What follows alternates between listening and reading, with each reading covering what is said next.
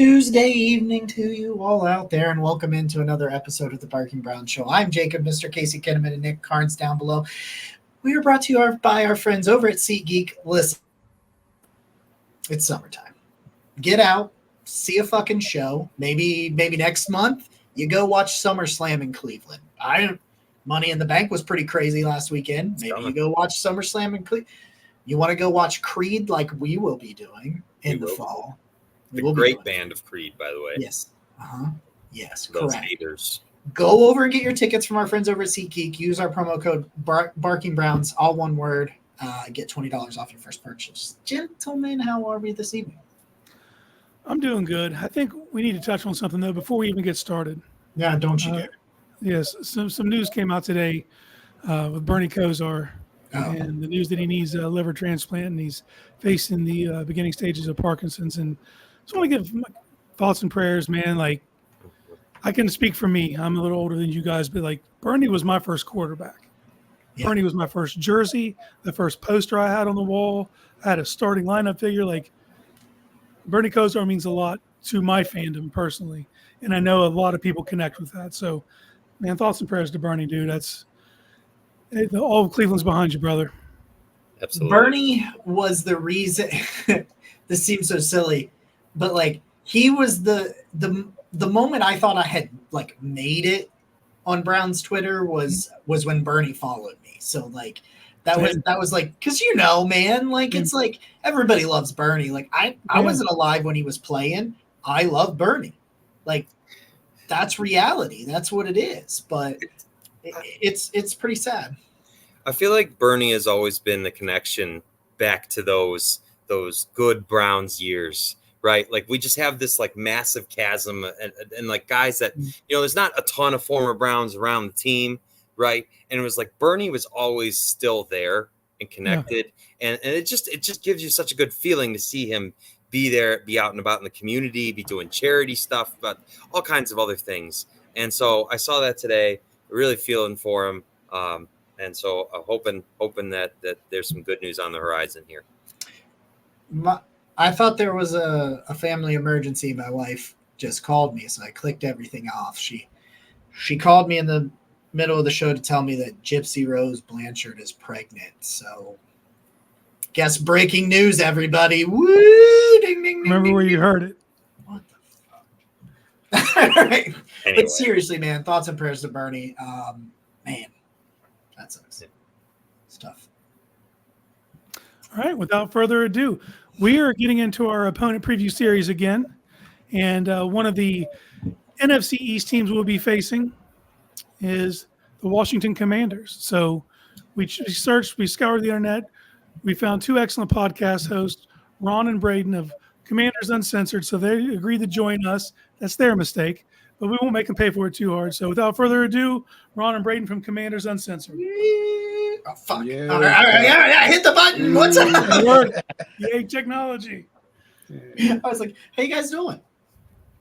Good. How are you guys doing? It's a Tuesday in Ohio, and yeah. Okay. Anyway, is it hot as balls there? Because here it was feels like 100 today. Yeah, when I got in my truck at the end of the day where it was sitting directly in the sun, it wasn't quite this hot, but my truck said it was 107. So it was stupid. Yeah. Yeah. Well, unlike these two gentlemen, I live in South Carolina, so yes, hot as balls would be an apt description of my current condition. All right, Casey, you want to kick it off? Yeah, man. So let's just jump right into it, dude. Like, Commanders, whole new rebrand, new owner. You've been a couple years into having a new name, and I think you guys have done the right thing because when you're really wanting to restart everything, it starts with the top position. You guys go and draft Jaden Daniels. So give me your thoughts on your initial thoughts on drafting Jaden Daniels. You want to take this? Yeah. Jaden Daniels, he was my boy. Caleb Williams, he had all the hype coming out of college, number one pick. But I said on the Commanders Uncensored that day one starter, I thought Jaden Daniels is the best coming out of the draft. I liked him, and I also like Michael Penix, who didn't get talked about as much. But Daniels, I think he does a good job reading the field. I think he's quick with his reads, and the thing I love about him versus Caleb Williams is Williams will run around outside the pocket, run backwards, where Jaden, he looks and he doesn't find his read, tucks the ball and takes off right away. He doesn't mess around in the backfield. So that was a real big thing for me. Yeah, the only thing I wonder, like, the only issue I had with Jaden is that sometimes he thinks he's a WWE superstar and he gets speared. So, like, are you guys concerned about that sort of stuff? And I know, like, when you look at he got hit a lot last year, but he didn't miss time. Like, he was fine. He got through that sort of stuff. But going to the NFL, going to the next level, are you guys at all concerned with those I don't know, like those knocks on him, I guess? Yeah, obviously. I was actually a big fan of J.J. McCarthy coming out as well. I like the way J.J. McCarthy, before the NFL draft, put on almost 20 pounds. To me, that's somebody who's dedicated, right? I would have liked to have seen our quarterback put some weight on, and he decided not to. So hopefully he learns to slide, right? Get out of bounds. Don't take those hits because, yeah, at his weight, his body type, I don't see him being able to absorb, a linebacker, taking those shots. So, yeah, it's a little bit concerning, but the NFL is also now geared towards if you sneeze on these guys, right? Yeah. It's going to get rushing faster. Yeah. So the size doesn't, maybe 10 years ago, it was a little bit more concerning than it is today, I guess. I think it's really interesting how the Commanders have, Casey started off by saying, this is a total restart for the Commanders. And I like how they hired Dan Quinn to be the head coach, because he goes into Dallas, he really turns around their defense there. And obviously Cliff Kingsbury had a ton of success with Kyler Murray. And I'm not saying Kyler and Jaden are the same quarterback, but they have some of the same attributes. So I'm just curious, between Quinn and between Kingsbury, which coach are you guys in Washington more excited for to make that impact? Me personally, I'll let you answer this next, but for me, it's the defensive side of the ball. You have a rookie quarterback, so I'm hoping that you're not expecting him to win. I'm hoping that Cliffs comes in. You got Austin Eckler here now. Mm-hmm. I'm hoping it's a questionable offensive line. Run the ball, quick hitting passes. Just don't expect him. He's in the learning year. So for me, it's the defense is filled full of first-round draft picks, right? So defensive-minded head coach, proven everywhere he's gone. Let your defense carry you this year. That's my opinion anyway. Yeah, I'm on the flip side because we had Rivera as our last head coach, who was supposed to be a defensive guy, and kind of came in and was disappointed. Our defense didn't live up to the expectations. We had Bieniemy, who had a lot of hype. He was only here for 1 year. Horrible. Yeah, horrible. So I'm actually, new quarterback, Cliff Kingsbury. I'm excited to see what he can do. And Kyler Murray in his rookie year and Cam Newton in their rookie year, both, running type quarterbacks I saw were top 10 in fantasy football in their rookie years. So I'm excited to see what JD can do in Kingsbury. Let's stay on the same side of the ball.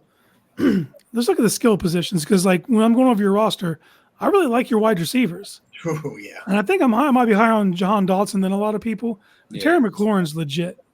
Yep. I think you guys might have got a steal on Luke McCaffrey. Yes, I agree. So when I look at that room, I see a very capable wide receiver room, which that's for a rookie quarterback. That you pair that with the tight ends you guys have with Zach Ertz and Ben Sinnott, which I know Nick was high on Ben coming in. Yeah. So I just look at those safety blankets, and I feel good about the weapons they've provided Jaden Daniels. Where do you guys stand on them? Yeah, I agree with you. I mean, Terry's just been Terry now for the last several years. You can count on him. He doesn't really get hurt much. He's on the field all the time. If you throw it in his direction, he normally comes down with. He's not a big guy, but he's gritty. Mm-hmm. The tight end, they definitely improved, which, once again, rookie quarterback, you want to check down, right? Just if you look at, I was telling him earlier, you look at your Andy Reid offenses, Patrick Mahomes or really, Tom Brady with New England, any good offense always seems to have a really good tight end, because when everything fails, you just go just a check down to your tight end. So I really like what they did with the tight ends. You were speaking about wide receivers, and we just got done doing a podcast talking about how I'm fine with our wide receivers. I don't need Brandon Ayuk here. That's the big rumor that's going around. Every Instagram post is him. And you know what? To me, he's a Terrell Owens. You know what I mean? He's a me guy. And I think you just talked about how you got this is a redo, right? I don't know that you want to bring a guy in that's all about himself right now. I think you got to build this culture before you take somebody like that on. But I disagree with the Ayuk thing. I'm all for Ayuk. I'm not saying no to talent, especially in Washington. We haven't had a big jersey seller here in forever. I think Ayuk brings that. I think JD and him, they're boys. We got Scary Terry, Jahan Dotson. He was a first-round pick, but he's not first-round talent. And then we have Luke McCaffrey, who, yes, he has a family tree and all that, but we don't know what he is. I don't think it hurts at all bringing in Ayuk, like the Eagles did with A.J. Brown in the past. Go ahead, Nick. It certainly would be interesting. Like if Ayuk and McLaurin were your wide receivers 1 and 2, and then you've got McCaffrey and Dotson fighting it out for wide receiver 3 there. That is one hell of a way to start Jaden Daniels' career with some weapons there. I don't know. Ayuk's in his prime. We've had some conversations here in Cleveland about, a pie in the sky. There was this pie in the sky rumor for a little bit. Like, would you trade Amari Cooper plus a pick to get Ayuk back and pay him? And, we humored that for a little bit. And there's always one of those floating around. Right. Yeah. And just rumor season. Just as far as Ayuk goes, he's been tied to Pittsburgh. He's been tied to Baltimore. So selfishly, wouldn't mind seeing him end up in Washington instead. So that he's not in this division. Yeah. Right. Sorry. We'll offload our potential problem on you. I mean, and I think the thing that really gets me, like, we talk about the safety blankets for Jaden Daniels. Austin Eckler has got to be in that conversation. Mm-hmm. Like, that dude, I was lobbying like hell to get him behind Nick Chubb. And I know Nick Chubb's going to miss some time, but like, I thought, Deshaun Watson could use dumping some passes off a little bit more instead of always trying to go for the big one. Where do you guys stand on Eckler? Are you concerned about any of like the health issues or buying into anything about like overpaying him or anything like that? Are you guys excited about that acquisition? I think it was a really good acquisition. I think the contract was fair. I don't feel like they overpaid. It's something that, that's not a long-term deal. Yeah. And I think it's a good vet, which hopefully is coming in. And once again, you're exactly right. You got a strong running back room now with him and B-Bob. And that's just a nice safety check down. I just talked about the tight ends, but also when you're looking downfield, nothing's there. You have your check down with your running back. I think it's good to surround this young quarterback with as many check downs and also not just check downs, but vets, right? Like older guys who can kind of help him along the way. I don't know. I like it. Did you like it? Yeah, I agree. I just think the B-Rob and Austin Eckler combo is just great. Well, that's what I wondered. What do you see the pecking order as far as like a share of carries? Do you see, because I see Robinson as the starter in my eyes. I feel like he's more dynamic, and I feel like Eckler could be the change of pace, third down guy, get you some short yardage when you need it. But I'm really encouraged by Brian Robinson Jr. I think he's a hell of a player.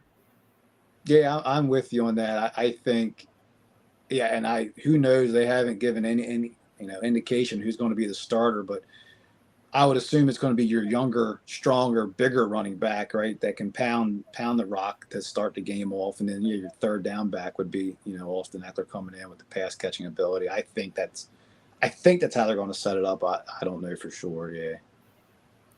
I saw Austin Eckler made some comments about how he felt like the Chargers, gave him that featured running back role, and he'd like to be in a situation where he's got a complementary, maybe a tandem backfield type situation. And people act like Eckler's dust, right? And I was looking this up as we were talking. He's a year removed from 900 on the ground, averaging 4.5 yards a carry and 700 in, receiving yards to boot, with a whole bunch of touchdowns as well. And I think Eckler got injured early last year, and those ankle sprains they tend to linger. It wouldn't surprise me at all if Austin Eckler ended up being one of those signings that you looked at from this offseason and said, wow, the Commanders, they got themselves a bargain there because for whatever reason, it just seems like the whole world, like I play a lot of fantasy and people just seem to be down on Eckler. And I don't really understand it because it was 1 year. Like I said, from when he was incredibly productive with the Chargers. Yeah. And you talk about how like 1 year he's kind of down on Dotson right now. And I'm thinking the whole offense was down last year. Eric Bieniemy just wasn't a good offensive coordinator. So I don't know that we know what we have yet with him at wide receiver. I think this could be an up year for him. Yeah. Well, before we go to the defensive side of the ball, let's talk about the offensive line. Because when I was going over your roster, that's what gave me pause. So where do you guys stand out with your offensive line? What do you think it looks like this year? This is the one subject we didn't want to talk about. I saw it on your face. It's horrible. I think they improved the offensive line, but I don't think they improved it where I almost feel like you should draft just left tackles. And if they don't develop into left tackles, you can move them into guards and centers. We still don't have a left tackle that's proven. And you have a rookie quarterback back here. He's got to feel comfortable in that. So I'm nervous that we don't have a left tackle. Our center. I'll trade you Jedrick Wills for Terry McLaurin right now. Yeah. No? Okay. So, yeah. I would, but you won't. Yeah. Yeah. So, I don't know. You know what I mean? I think as PFF rankings, they tried to say that the Commanders' offensive line isn't as bad as what people think it is. Maybe Sam Howell was holding the ball too long last year. I don't know. Yeah, he did. That's true. So we'll see. I think, like I said, they improved it, but they didn't improve the one position I was hoping to see, and that was a left tackle. Yeah, you start to think about Jaden Daniels, and the priority 1, 2, and 3 is protecting him, especially as a rookie. Like we talked about security blankets, getting the ball out of his hands. I think you might see them move the pocket a lot. Yeah, and exactly. keep him sliding just to give him some extra added beats. I'm sure Cliff's working that in there, given what they have. But I just think on the offensive side of the ball, you guys have a pretty solid roster, and the offensive line is the one thing I think they kind of need to tweak a little bit. Yep, I'm with you. Yep. Yeah, that's what I'm looking over when I was looking over the depth chart this week. That's where that's all I was like. I was like, yep, I'm good at running back, tight end, wide receiver, in the slot. It's like, one thing I will say, though, I'm a little higher on Brandon Coleman than a lot of people are. So I think, like you talked about it not being proven. I'm with you 100% on that. But I do think they at least got a guy in Coleman that could be a guy somewhere down the road. So, we'll see. We'll shift over to the defensive side. So why is it that you hoard talent at defensive tackle? Answer it. I don't know. We were talking about trading John Allen. You probably Jedrick Wills. You want to do it now? You want to do that? We're still. That's better than McLaurin. Yeah, I don't know. At one point we had our whole defensive line was nothing but first rounders. Ridiculous. Yeah. And our win totals didn't really go up much. So I don't know. I'm hoping that with this defensive minded head coach, right, and this defensive philosophy coming over, and now we have good linebackers. Bobby Wagner came over and Lufu, and so I'm hoping that. I think for me, our cornerbacks are the biggest position. I guess you could question mark, but if you get a good defensive line, good pass rush, I think that all helps your cornerbacks, right? So I'm hoping that one leads to the other looking better just by the improvement that you have there. I'm guessing it's going to be more of an attacking style. The Ron Rivera was just, we're just going to send 4 guys, no blitzing. I mean, it was just the most basic defense, and that kind of shocked me. A guy who came from the '85 Bears, right? Yeah. And Right. it's like, where did your balls go, Ron? Like, what the hell's going on? I don't know. Whatever. I think that's a fair question to ask. Honestly, Yeah, like you would think, like he's, I don't get it. You know what I mean? Like, I know you guys don't like Ray Lewis, but I mean, you think about these great linebackers, they just have this edge about them, right? Yeah. And then here comes Ron Rivera, and it's like, dude, he's been in Cali way too long. I think he must be smoking something, because he's always just chill. Yeah. So we talk about the defensive tackles, Payne, Allen, but then you guys get, in my estimation, what could be the absolute steal of the draft in Jerzon, Johnny Newton. Yeah. Like, we were doing a draft show the whole time. It was like, how's this dude on the board? And then basically you guys take his strength and make it stronger. You guys are already strong at that position. Then you take a player like him, who I believe can be a real difference maker 2-3 years from now and be one of the premier at that position. How'd you get away with that? How'd that happen? Well, the NFL is geared to offense. So all of these first round talent, defensive players all fell to the second round. That's you know what I mean? If you look at the second round, that top half of that second round, it was all guys who really had first round talent, 100%, and they just fell, So yeah, that's what happened there. The NFL is just, they can't get their head wrapped around that, it takes defense to win as well. So they just let players like that slip, The I Browns thought Newton was a top 10 talent in the draft.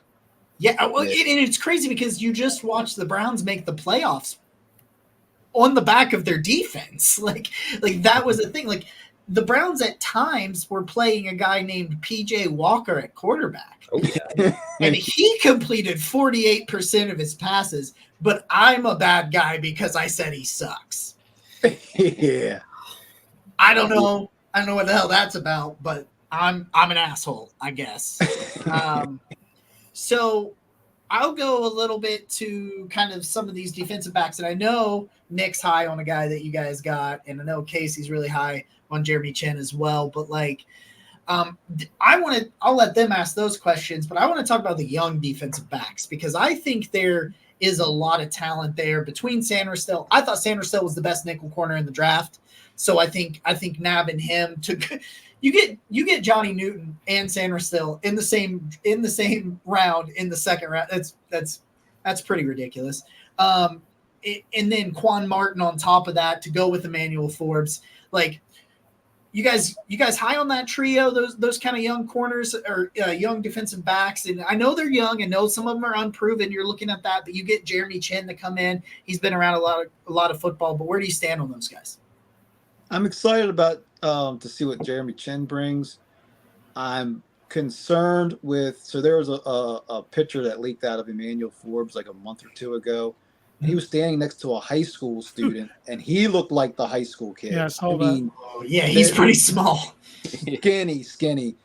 And I was like, dude, they have to get him in the freaking weight room. You got to put on, you don't have to get huge, but you got to put a little bit more muscle on. So I'm a little bit concerned with his just being so skinny. And he's got the Eagles got AJ Brown. That dude's a freaking horse.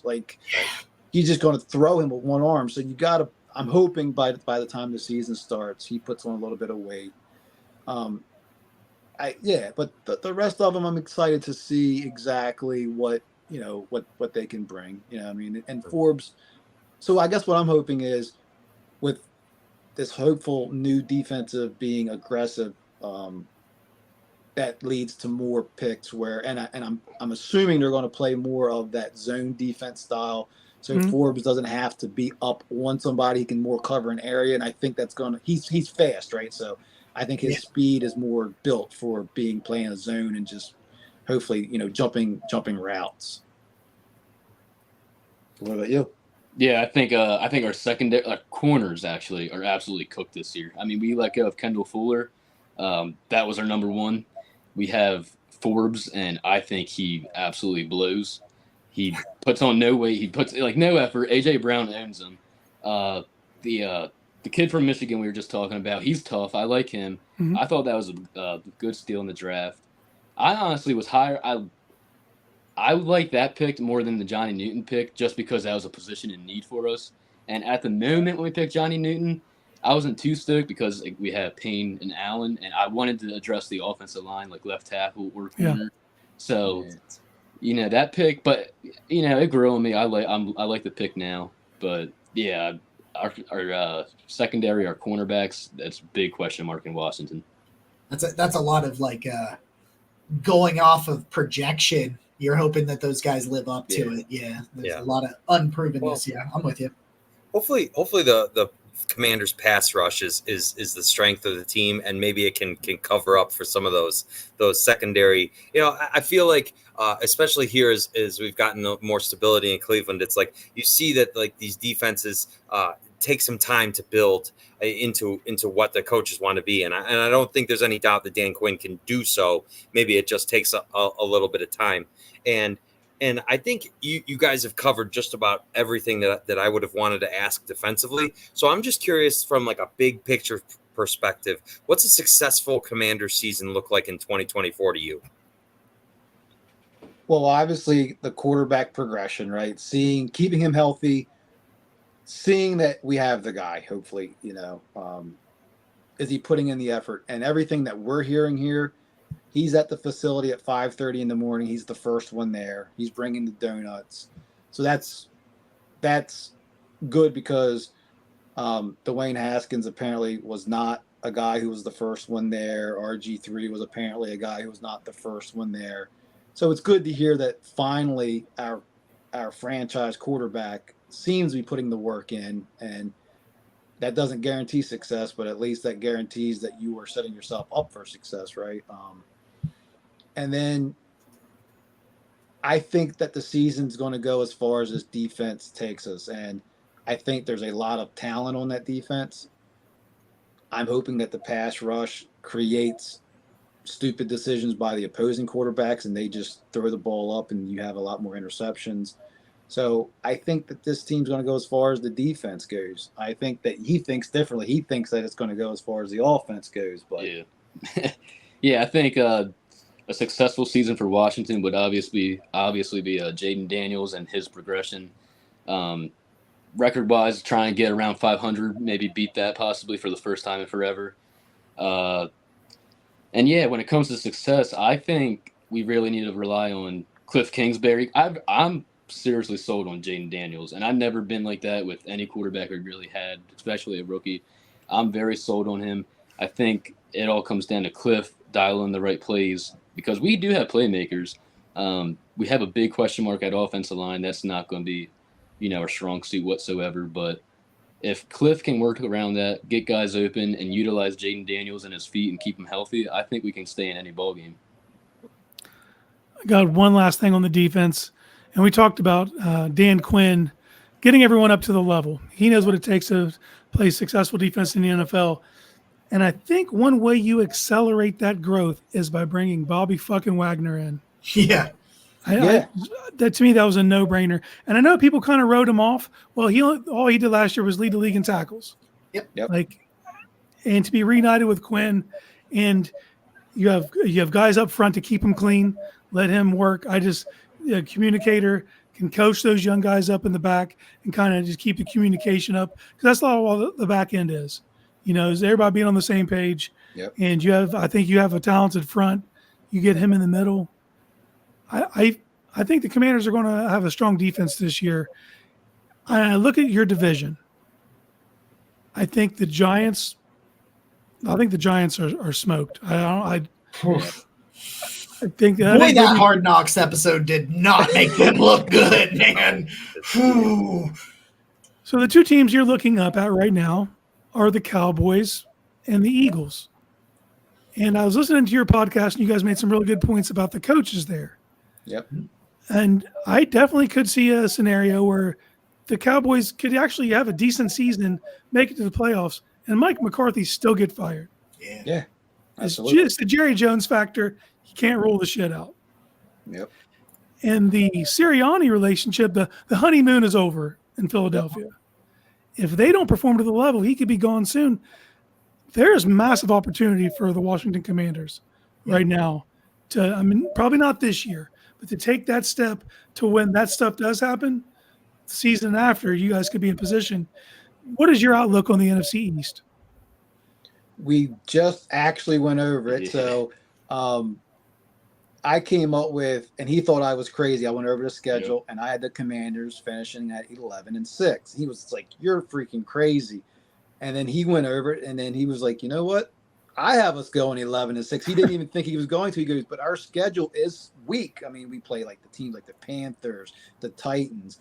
And he's looking at the schedule, and he's like, "We could win that one. We could win this one. We could win this one."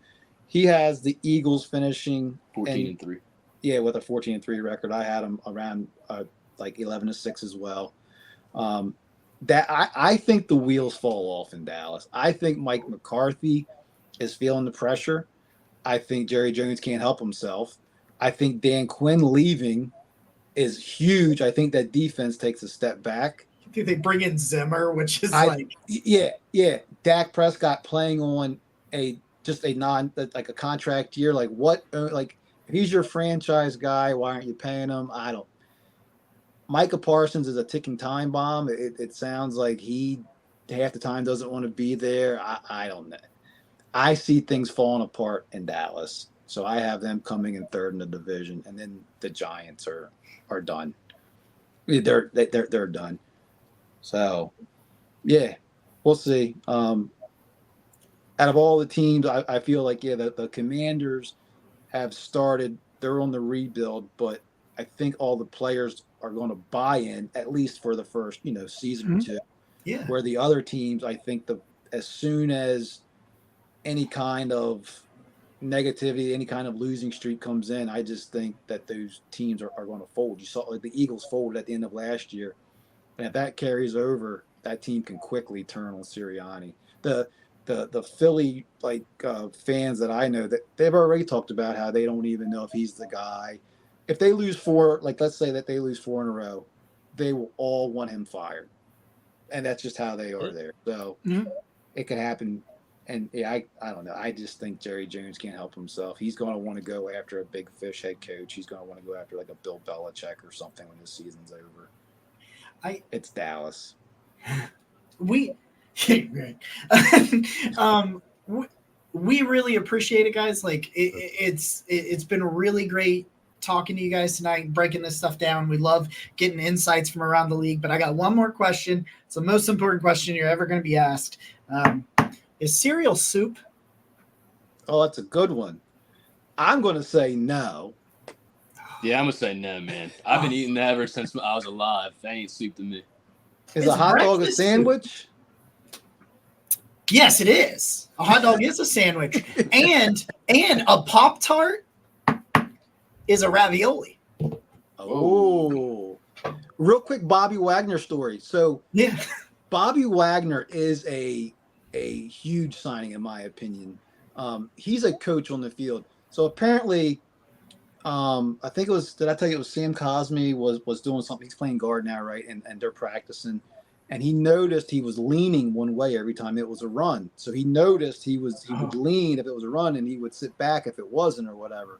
So he went over. So just that insight of not only is he improving your defense, he's going to make your offensive line better because he's telling you everything you're doing wrong. Like if he was your opponent, he's not going to tell you that. No. So I was like, to hear that story, I'm like, we always think, well, if they're going to sign a defensive guy, he's going to be a defensive helper. Like he's going to help your young corners and your young linebackers. This guy's helping your offensive line too. So that's just, I thought that was a pretty cool story. He's a true student of the game. Like that, like it's top to bottom, total football head.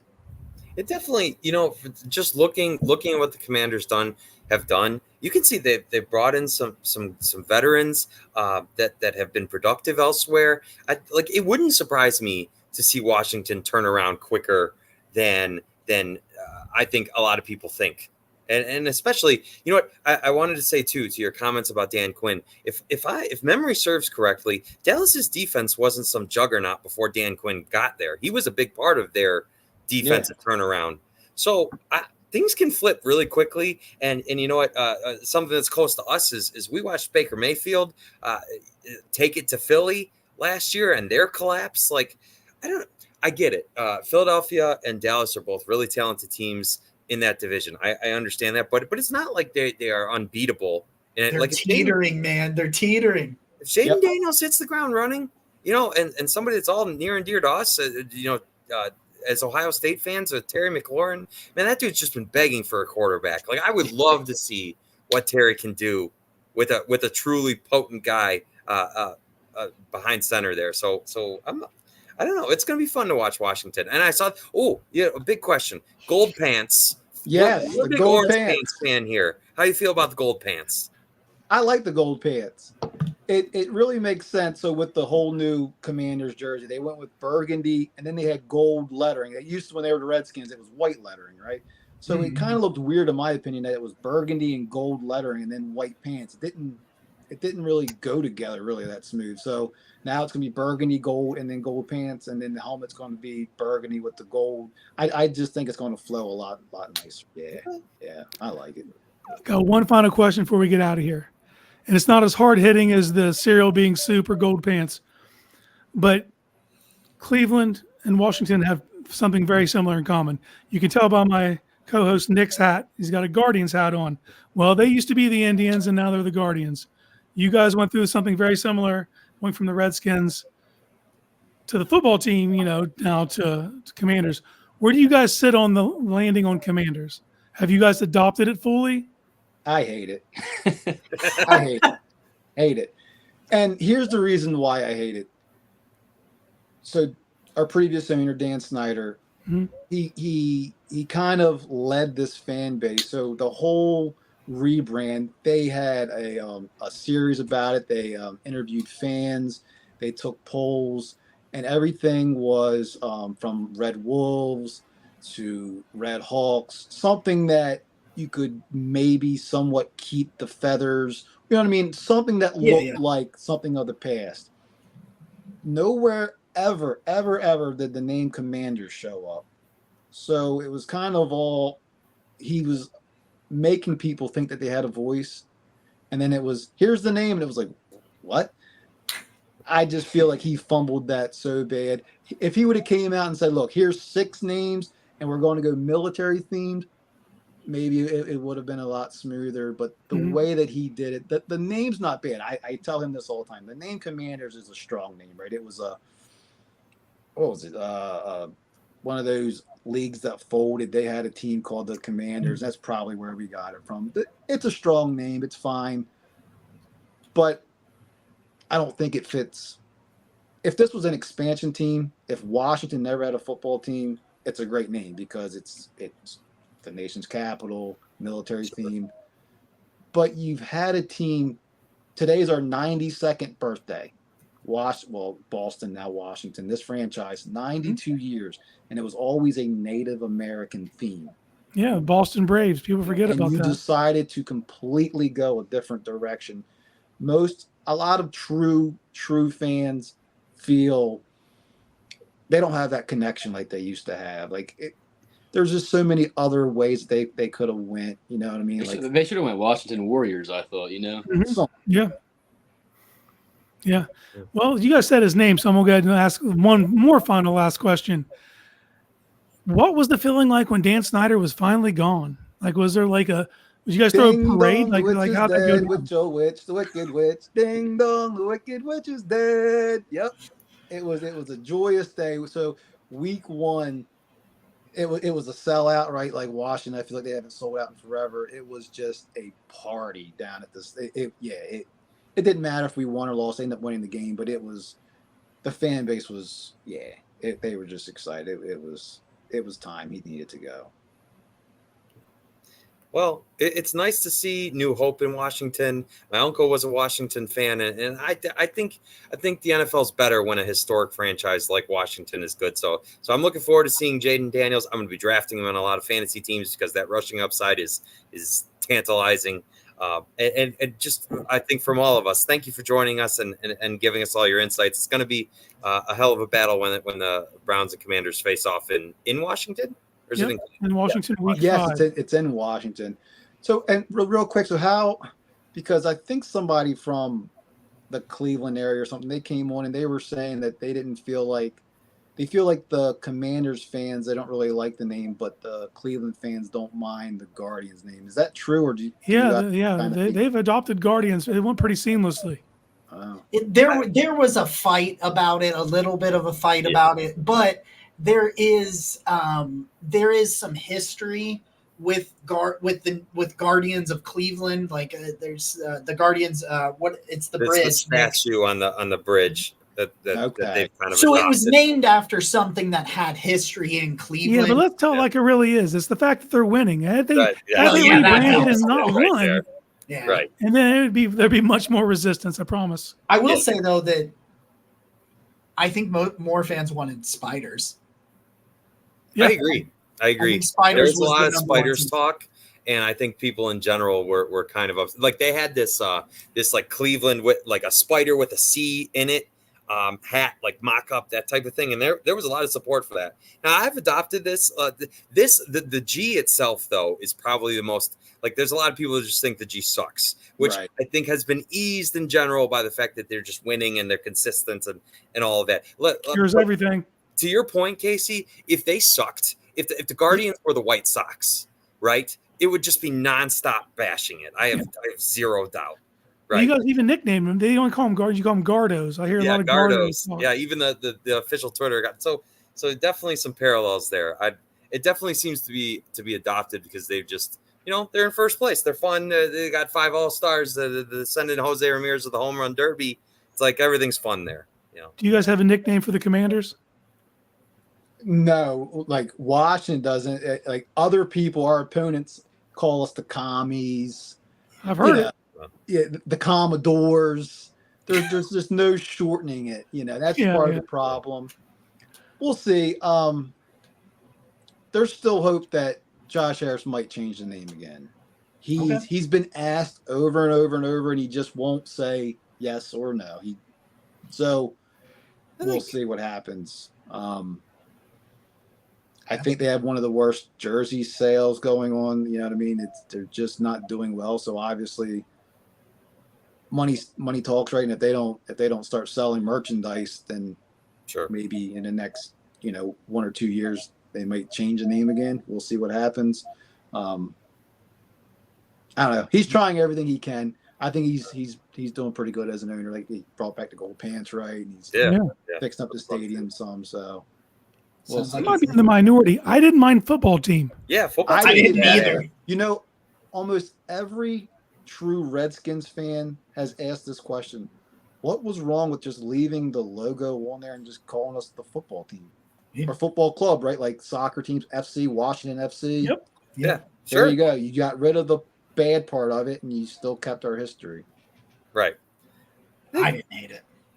It's especially frustrating. Like, okay, listen, I'm not here to say that like I wanted to hardcore keep Cleveland Indians, right? But on the other side of that coin, it's like, but we get to have the Atlanta Braves and the Chicago Blackhawks and the Florida State Seminoles. It just doesn't. It's like okay, fine. If we're gonna say that we need to change these names, okay, I can accept that. Let's be consistent across the board. Right.